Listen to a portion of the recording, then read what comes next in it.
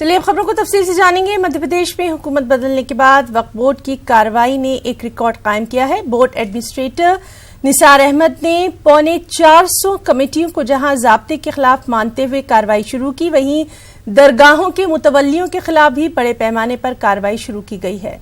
Board administrator ने जिन कमेटियों पर कार्रवाई शुरू की वो एक दो नहीं बल्कि इनकी तादाद सैकड़ों में है।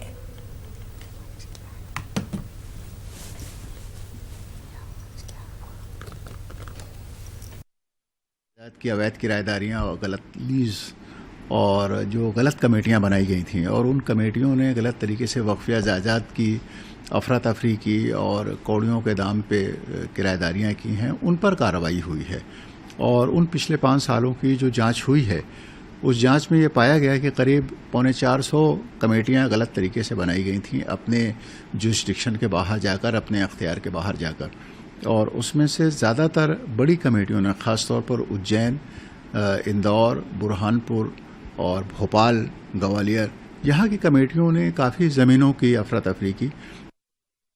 खबर अलीगढ़ से है, जहां के थाना दिल्ली गेट के तहत खैर रोड पर नगला मेहताब में वाक़ इसराइली बिरादरी के पुश्तैनी कदीम कब्रिस्तान में जल निगम के जरिए गड्ढा खोदने के नाम पर पुरानी कब्रों को मिसमार कर दिया गया। इससे मुसलमानों में जबरदस्त इश्तियाल देखा जा रहा है। इस कब्रिस्तान में 200 साल से भी ज्यादा पुरानी कब्रें मौजूद हैं और जैसे ही ये इत्तला इलाके के लोगों को मिली, वहां पर भीड़ जमा हो गई, हंगामा हुआ और इस काम को रुकवाया गया।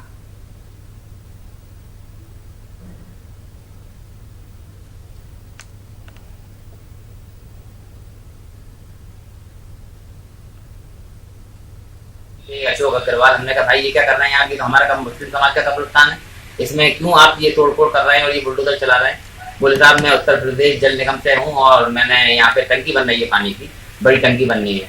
तो मैंने कहा भाई ये किसी की निजी प्रॉपर्टी में मुस्लिम समाज के कब्रिस्तान में ये टंकी बना रहे हैं आपने समाज के लोगों से या कमेटी के लोगों से इसकी अनुमति ली है या एनओसी ली है या नगर निगम ने अनुमति दी है। बोले किसी ने नहीं दी, हम तो स्वयं हमने देखा था और हम यहाँ पे आके ये काम कार्य करने लगे। उसके बाद फिर हमने एडीएम साहब को मैंने फोन किया, नगर आईजी को फोन किया और हमारे जो इंस्पेक्टर साहब हैं डेलीगेट के उनको फोन करके बुलाया, तब जाके वो कार्य रुकवाया गया है। इससे मुस्लिम समाज की भावनाएं बहुत आहत हुई हैं। पुलिस ज्यादतियों का शिकार होने वाले अक़लियती नौजवानों को मुकम्मल तिब्बी इमदाद फराहम करने का कर्नाटक अक़लियती कमीशन ने फैसला लिया है। बेंगलुरु में आज वजीर अक़लियती बहबूद और अक़लियती कमीशन के सदर ज़मीर अहमद खान ने वज़ीर-ए-आज़म 15 नुकाती प्रोग्राम का मालूमाती किताबचा जारी किया। उर्दू, अंग्रेजी और कन्नड़ जबान में इस किताबचे को जारी किया गया है। ज़मीर अहमद खान ने कहा कि हाल ही में पेश आए पुलिस ज्यादती के चंद वाक़यात के बाद अक़लियती कमीशन ने मुतासरा अफराद की तिब्बी मदद करने और ज़रूरत पड़ने पर मुआवजा देने का फैसला लिया है। ज़मीर अहमद खान ने कहा कि अक़लियती तबके के बेघर खानदानों को पता लगाने के लिए सर्वे शुरू करने का भी फैसला लिया गया है। इस मौके पर 3 साला म्याद मुकम्मल करके सुबकदोश होने वाले अक़लियती कमीशन के रुकन मार्शल मोंटेरो को तहनीत पेश की गई। ऐसा कहते हुए पुलिस की ज्यादती हो को ऐसे कहता भादी से हो तो कि गरीब तबके के अदना रहती, अब उन्हें हॉस्पिटल का खर्चा नहीं दे सकते। अब हमें माइनॉरिटी कमीशन से उनका ऐसा कोई भी इनोसेंट्स को ऐसा हादिसा हुआ तो हमें माइनॉरिटी कमीशन से ये करना, उनका जो भी मेडिकल का जो है वो खर्च जो है माइनॉरिटी कमीशन देखना करके वो भी आज बोर्ड से तय हो गया है। एक्चुअल अभी ये हमें सर्वे करा रही है बेघर कितने ही कर्नाटका के अंदर पार्लियामेंट्री वार यानी जिला वार बोलती है उसे, जिला वार के वास्ते सर्वे करने के वास्ते। मेरी भी सोच थी इसके पहले बोला जो वफ़ की जो प्रॉपर्टीज़ है वफ़ की प्रॉपर्टीज़ के अंदर घर बन के देना, जो बेघर है उनको घर बन के देने की मेरी एक सोच थी। जब मैं मिनिस्टर बनने के बाद ऑलरेडी गवर्नमेंट को प्रपोजल भी देखो, हमने ऑलरेडी बेंगलुरु सिटी के अंदर 8-10 जगह आइडेंटिफाई भी कर पाऊँ। आम इंतखाबात के 7 मराहिल मुकम्मल हो चुके हैं। 23 मई को नताइज का भी ऐलान हो जाएगा और ऐसे में कुछ शरपसंद अनासिर अमन व अमान की सूरत हाल को बिगाड़ने की कोशिश में जुट गए हैं। सोशल नेटवर्किंग के जरिए अकोला में मुस्लिम खवातीन से 23 मई से पहले ही ईद की खरीदारी मुकम्मल कर लेने और 30 मई को बाजारों में न जाने की अपील की जा रही है ताकि फ़िरक़ा परस्तों के शर से बचा जा सके। पुलिस ने इन अफवाहों से दूर रहने की और इस तरह की अफवाहें फैलाने वालों के खिलाफ कार्रवाई की बात कही है। खास रिपोर्ट।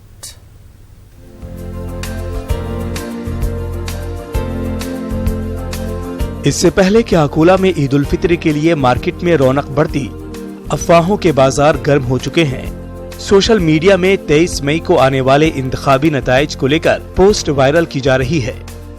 पोस्ट में मुसलमानों से अपील की जा रही है कि जल्द अज जल्द ईद की खरीदारी मुकम्मल कर लें और 23 मई को खवातीन को बाजारों में न आने दें। पोस्ट के मुताबिक नताइज को लेकर फिरका परस्त ताकतें अक़लियतों को नुकसान पहुंचा सकते हैं। 23 मई को रिजल्ट आने वाले है, इलेक्शन जो हुई तो उसके अंदर कुछ गलतफहमियां चल रही है। नेट का इसके अंदर तो क्या हो गया कि कोई भी अफवाह को नेट पे अभी तो कैसा हो गया तो उठाता कोई भी कुछ भी डाल देता। ये एक लोगों को आदत बन गई है। ऐसी कोई डरने की जरूरत नहीं है और अपनी खरीदी आराम से करे, जैसा हमेशा करते, बिंदास होके करते, ऐसा करे।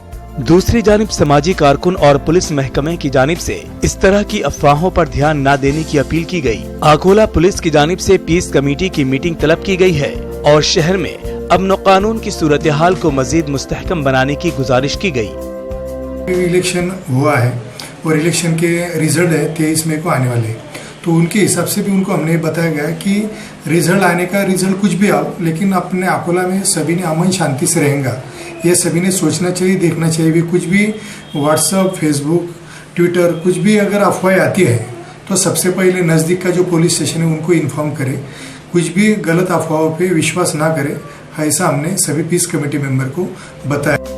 आपको बता दें कि इंतखाबात और रमजान को लेकर पुलिस की जानिब से सिक्योरिटी के सख्त इंतजामात किए गए हैं। ताहम सोशल मीडिया के जरिए अफवाहों पर मबनी पोस्ट वायरल करने से पुलिस इंतजामिया को अमन कानून नाफिज करने के लिए परेशानी का सामना करना पड़ सकता है।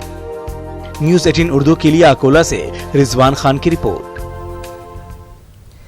मराठवाड़ा का सबसे बड़ा सरकारी अस्पताल गवर्नमेंट मेडिकल कॉलेज एंड अस्पताल इन दिनों खस्ता हालत में है, जहां न दवा है, न गोलियां, न ही मरीजों के लिए मुनासिब सहूलियात। सितम ज़रीफी ये कि अस्पताल के अमले की तानाशाही का खमियाजा मरीजों को भुगतना पड़ रहा है, फिर चाहे मरीजा हामिला खातून हो या फिर अपाहिज शख्स। सरकारी हुक्काम की इस तानाशाही और जानिबदारी के खिलाफ अब एक NGO ने आवाज बुलंद की है। एक रिपोर्ट।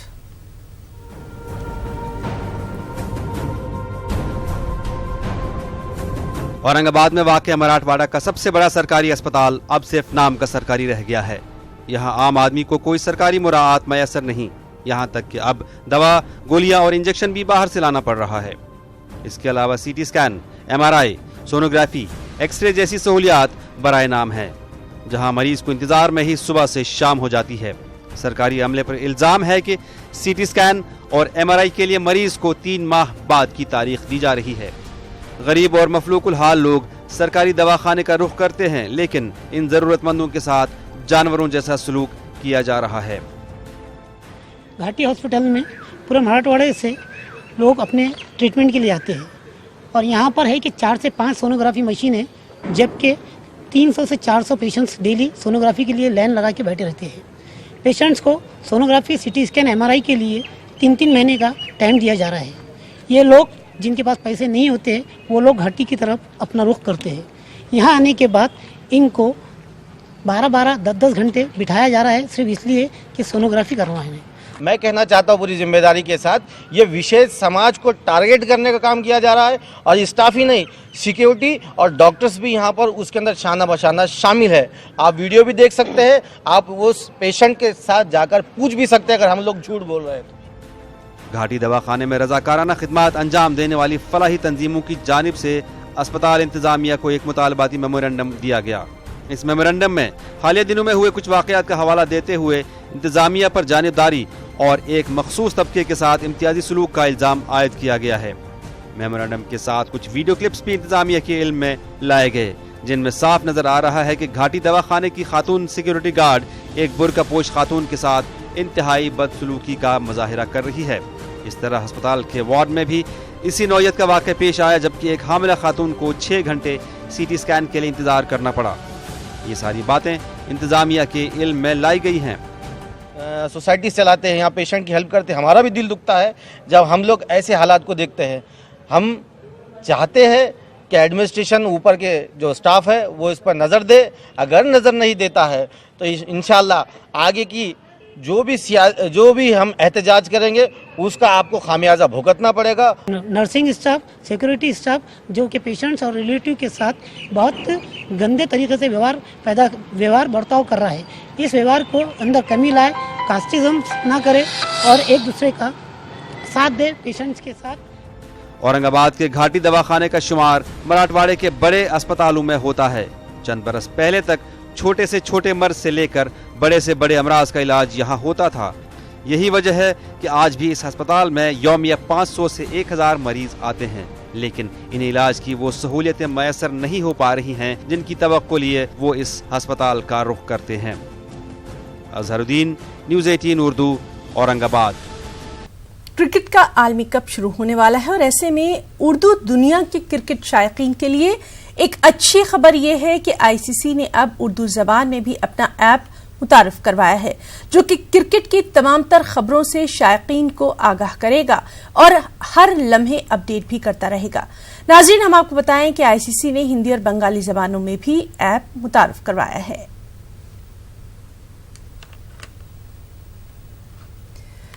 क्या आप यकीन कर सकते हैं कि एक कंपनी का सीईओ रोजाना 5 से 6 घंटे लोगों को बेदार करने के लिए देता है? जी हां, स्काई एडवर्टाइजिंग कंपनी के सीईओ शफीकुल हसन लोगों को खबरों के जरिए बेदार करने के लिए पिछले 600 से ज्यादा दिनों से रोजाना लगातार काम करते रहे हैं। बिला नागा वो रोज 25 से 40 खबरों की क्लिपिंग मुल्क की तकरीबन 2500 लोगों तक ठीक सुबह 8 बजे व्हाट्सएप के जरिए पहुंचाते हैं। हम आपको दिखाते हैं ये खास रिपोर्ट।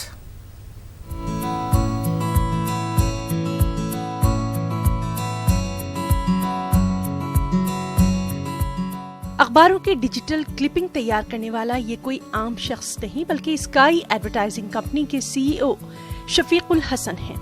पिछले 2 वर्षों से ज्यादा वक्त से बिला नागा शफीकुल हसन इसी तरह रोज 5 से 6 घंटे बाकायदा क्लिपिंग तैयार करने के काम में जुट जाते हैं और ठीक 8 बजे वो क्लिपिंग भेज देते हैं। इसमें 1 मिनट की भी देरी नहीं होती। 25 से 40 खबरों का सिलेक्शन ऐसा होता है जिसके बाद अखबार तक पढ़ने की जरूरत नहीं रह जाती। पिछले 600 दिनों में गर्मी हो या फिर सर्दी या फिर बरसात ही क्यों न हो, शफीकुल हसन मुल्क में रहे हों या फिर यूरोप या फिर अरब ममालिक में, इन्होंने कभी कोई छुट्टी नहीं की। शफीकुल हसन कहते हैं कि जुनैद लिंचिंग के बाद से उन्होंने ये काम लोगों की बेदारी के लिए शुरू किया था, जो अब तक बड़ी ही कामयाबी के साथ जारी है। हालात हज़रात पर नज़र रखना, अखबारात पढ़ना और अखबारात की अहम खबरों को दोस्तों तक शेयर करने का शौक़ मुझे बचपन से रहा है। ये जो सिलसिला मैंने शुरू किया 24 जून 2017 को इंडियन एक्सप्रेस पे जुनैद, हाफिज़ जुनैद के ताल्लुक़ से, उसके लिंचिंग के ताल्लुक़ से खबर आई थी। उस खबर ने मुझे बहुत डिस्टर्ब किया और उस खबर को मैंने 100 से ज़्यादा लोगों को भेजा और उसी दिन तय किया कि मैं समाज में बेदारी के लिए काम करूँगा और वो सिलसिला आज भी जारी है। आज गालिबन 693 दिन है, एक दिन का गैप नहीं है, एक दिन की छुट्टी नहीं है। रोज़ाना 30 से 40 इम्पोर्टेंट खबरें मैं 2-2.5 हज़ार लोगों के साथ शेयर करता हूँ और सुबह ठीक 8 बजे पहला लॉट होता है। सुबह ठीक 8 बजे मैं डिलीवर करता हूँ और उसके बाद दिन में जो भी इम्पोर्टेंट खबरें या ब्रेकिंग न्यूज़ होती हैं वो मैं शेयर करता रहता हूँ। शफीकुल हसन की क्लिपिंग को उनका सिलेक्शन खास बनाता है, जिसकी वजह से उनसे जुड़ा हर शख्स उनकी क्लिपिंग का बड़ी ही बेसब्री के साथ इंतजार करता है। कई लोग शफीकुल हसन को 1 मैन आर्मी भी कहते हैं और कई लोग तो उनके नाम को Limca book of record, Guinness book of record में भी दर्ज कराने की बात कर रहे हैं। आम आदमी, इवन मिडिल क्लास, इतने सारे अखबारात को सब्सक्राइब नहीं कर सकता और अगर कर भी ले तो उसके पास इतना वक्त नहीं है कि वो उन अखबारों में से अपने मतलब की ख़बर और अपने दिलचस्पी का सामान उसमें से निकाल सके। तो शफीक साहब ने वो काम हम सब के लिए बहुत आसान कर दिया और अब वो हमारी ज़िंदगी का एक मामूल बन चुका है। तो एक तरफ हम सुबह 6 बजे अखबार उठाते हैं जिसको हम सब्सक्राइब करते हैं, और 8 बजे हम इस इंतज़ार में होते हैं कि वो हमारे पास जो शफीक साहब का ख़जाना है वो कैसे और कब मुंतकिल होगा। जैसे बीच में आपने नोटिस किया होगा कि वो बीच में कुछ दिनों के लिए यूरोप गए, विज़िट किया, लेकिन वहाँ से भी उन्होंने पूरी कोशिश ये जारी रखी, टाइम जोन का डिफरेंस होने के बावजूद, क्योंकि उसके लिए उनको शायद सुबह वहाँ के सुबह 5 बजे और 4 बजे उठना पड़ता था, लेकिन वो सिलसिला उन्होंने मुनक़ते नहीं होने दिया। एक तो गिनेस बुक और दूसरा लिम्का बुक ऑफ रिकॉर्ड्स। मैं समझता हूँ कि इन दोनों जगह ही इनका नाम आना चाहिए, क्योंकि जो सोशल वर्क जिस तरीके से शफीक साहब कर रहे हैं और जिस तरह की वो बेलौस खिदमत कर रहे हैं, बेलाग और बेलौस, और उनका कोई पर्सनल इसमें इंटरेस्ट नहीं है, मैं समझता हूँ बड़ी ज़बरदस्त चीज़ है।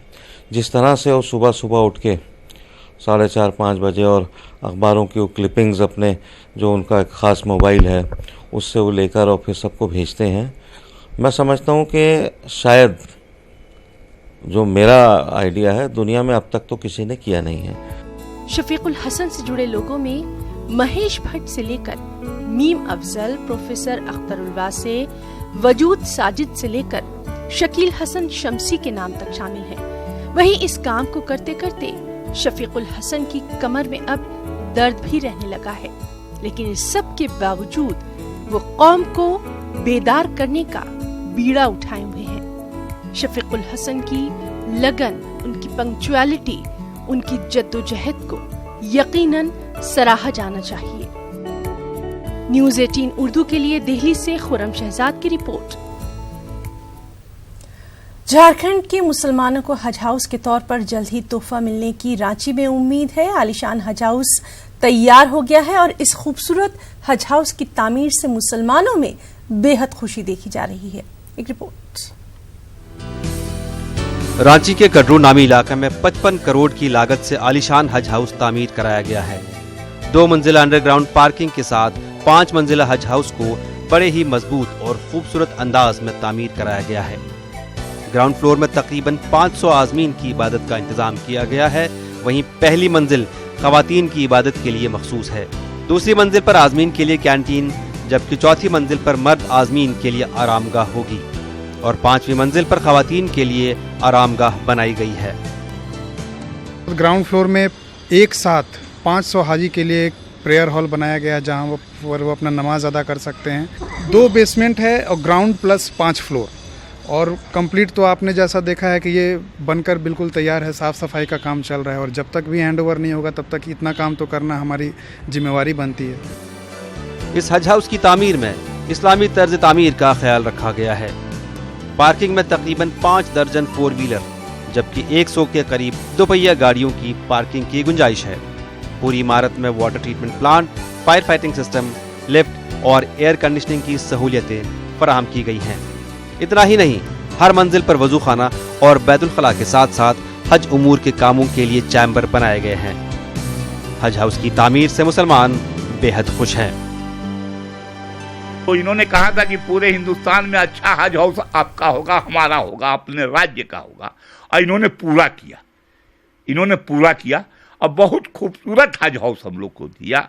दिल से इनको मुबारकबाद देते हैं। ये बहुत बड़ा तोहफा दिया है, बहुत बड़ा तोहफा दिया है। ये हज हाउस बना करके मुसलमानों के तोहफा से नवाजा है। इनको तो मैं यही दुआ करूँगा कि ये जब तक ये रहे, हमारे ये झारखंड प्रदेश का जो है ना, ये हमेशा मुख्यमंत्री बन के ही रहे। ये हमारा अपना दिली ख्वाहिश है। वाज़ेह है कि वज़ीर आला रघुवर दास ने इक़्तिदार संभालने के बाद ही रियासत में आलीशान हज हाउस की तामीर का वादा किया था। रियासती हुकूमत के फैसले के तहत पुराने हज हाउस को मुनज़्ज़म करके नए सिरे से इसी मुकाम पर हज हाउस को तामीर कराया गया है। आइंदा सफर हज पर रवाना होने वाले आज़मीन हज को नए आलीशान हज हाउस से रवाना होने का शर्फ हासिल होगा। नौशाद आलम, न्यूज़ 18 रांची। तो खबरों में फिलहाल इतना ही। मजीद ताज़ा खबरों के लिए आप लॉगिन कर सकते हैं हमारी वेबसाइट news18urdu.com पर। आदाब।